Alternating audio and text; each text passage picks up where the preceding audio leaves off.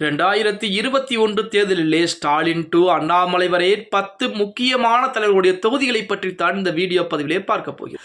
Video பிடிச்சிருந்தா மறக்காம like and subscribe பண்ணிக்கங்க. தமிழகத்தை பொறுத்த வரைக்கும் ஏப்ரல் 23ஆம் தேதி சட்டசபை தேர்தல் என்பது அறிவிக்கப்பட்டிருக்கிறது. அதேபோல மே மாதம் 4ஆம் தேதி முடிவுகள் என்பது வெளியிடப்பட்டு யார் அடுத்த முதலமைச்சர், அடுத்த ஆட்சி யாருடையது என தெரிந்துவிடும். இப்படிப்பட்ட ஒரு சூழலில் 2021ஆம் ஆண்டு நடைபெற்ற தமிழ்நாடு சட்டசபை தேர்தலில் கட்சி வாரியாக முக்கிய பிரபலங்கள் எந்தெந்த தொகுதியில் போட்டியிட்டார்கள் என்பதை பற்றி சுருக்கமாக இந்த வீடியோ பதிவிலே பார்க்க போகிறோம். முன்பா 2021 சட்டசபை தேர்தலில் தமிழக சட்டசபை தேர்தலில் 10 ஆண்டுகளுக்கு இடைவெளிக்கு பிறகு அதிமுகவை வீழ்த்தி திமுக ஆட்சியிலே அமர்ந்திருந்தது. திமுக தலைவர் ஸ்டாலின் முதல்வராக இருக்கிறார். முதல்வராக இருந்த எடப்பாடி பழனிசாமி எதிர்க்கட்சி தலைவராக மாறியிருக்கிறார்.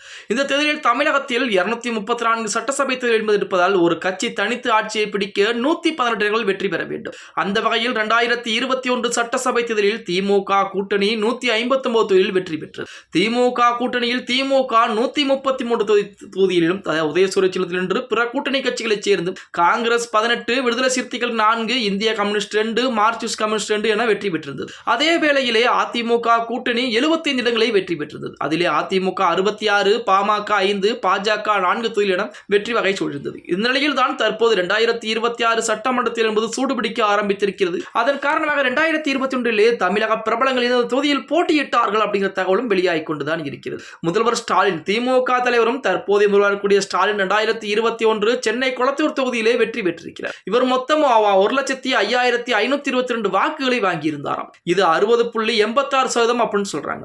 அடுத்து உதயநிதி ஸ்டாலின் அவர்கள் துணை முதல்வராக இருக்கும் உதயநிதி ஸ்டாலின் சென்னை சேப்பாக்கம் திருவல்லிக்கேணி சட்டசபை தொகுதியிலே களம் இறங்கி வகை சூடியிருந்தார். இது அவரது முதல் சட்டசபை தேர்தல் அப்படின்னே கூட சொல்லலாம். இந்த தொகுதி உதயநிதி ஸ்டாலின் மொத்தம் 93,285 வாக்குகளை வாங்கியிருந்தார். அடுத்து அதிமுகவுடைய பொதுச் செயலாளரும் எதிர்க்கட்சி தலைவர்களுடைய எடப்பாடி பழனிசாமி சேலம் மாவட்டம் எடப்பாடி தொகுதியிலே 1,63,154 வாக்குகள் வாங்கி வெற்றி வகை சூடியிருந்தார். அடுத்தபடியாக ஓ பன்னீர்செல்வம் முன்னாள் முதலமைச்சர் ஓ பன்னீர்செல்வம் தேனி மாவட்டம் போடிநாயக்கனூர் தொகுதியில் அதிமுகவில் போட்டியிட்டு வெற்றி பெற்றார். மொத்தம் 1,50,000 வாக்குகள் பெற்று வெற்றி வகை சூடியிருக்கிறார் அப்படின்னே கூட சொல்லலாம். அவரை எதிர்த்து திமுகவின் தங்க தமிழ்ச்செல்வன் 89,029 வாக்குகள் வாங்கியிருக்கிறார். அதன் காரணமாக ஓ பன்னீர்செல்வம் 11,000 வாக்குகள் வித்தியாசத்திலே வெற்றி பெற்றிருக்கிறார். அடுத்தபடியாக கமல்ஹாசன் அவர்கள் மக்கள் நீதி மையத்தின் தலைவர் கமல்ஹாசன் கோவை தெற்கு தொகுதியில் போட்டியிட்டு தோல்வி அடைந்தார். அவர் 51,481 வாக்குகள் பெற்ற நிலையிலே பாஜகவின் வானதி சீனிவாசன் 53,209 ஓட்டுகள் வாங்கி, அதாவது 1,278 வாக்குகள் வித்தியாசத்திலே வெற்றி பெற்றார்.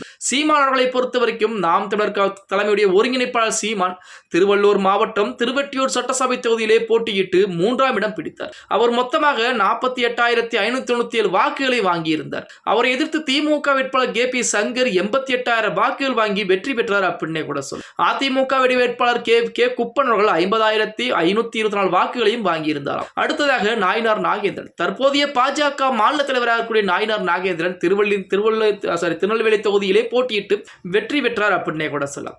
அவர் மொத்தமாக 92,282 வாக்குகளை வாங்கியிருந்தார். அடுத்தபடியாக மத்திய அமைச்சர் எல் முருகன் அவர்கள் மத்திய இணையமைச்சர் எல் முருகன் பாஜக சார்பில் திருப்பூர் மாவட்டம் தாராபுரம் சட்டசபை தொகுதியிலே போட்டியிட்டு தோல்வி அடைந்திருக்கிறார்.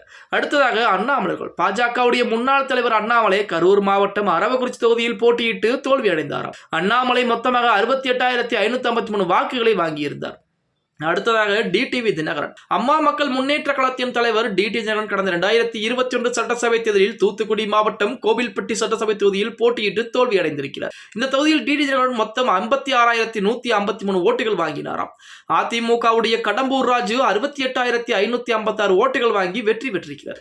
கடம்பூர் ராஜுவிடம் டிடிவி தினகரன் 12,403 வாக்குகள் வித்தியாசத்திலே தோல்வியை தழுவியிருக்கிறார் என செய்திகள் என்பது தற்போது இணையதளங்களிலே உலா வந்து கொண்டிருக்கிறது அப்படின்னே கூட சொல்லலாம். ஓகே गाइस, வீடியோ பிடிச்சிருந்தா மறக்காம லைக் பண்ணிருங்க. அப்படி இந்த வீடியோ ஃப்ரெண்ட்ஸ் அண்ட் ஃபேமிலிக்கும் ஒரு ஷேர் பண்ண மறந்துடாதீங்க.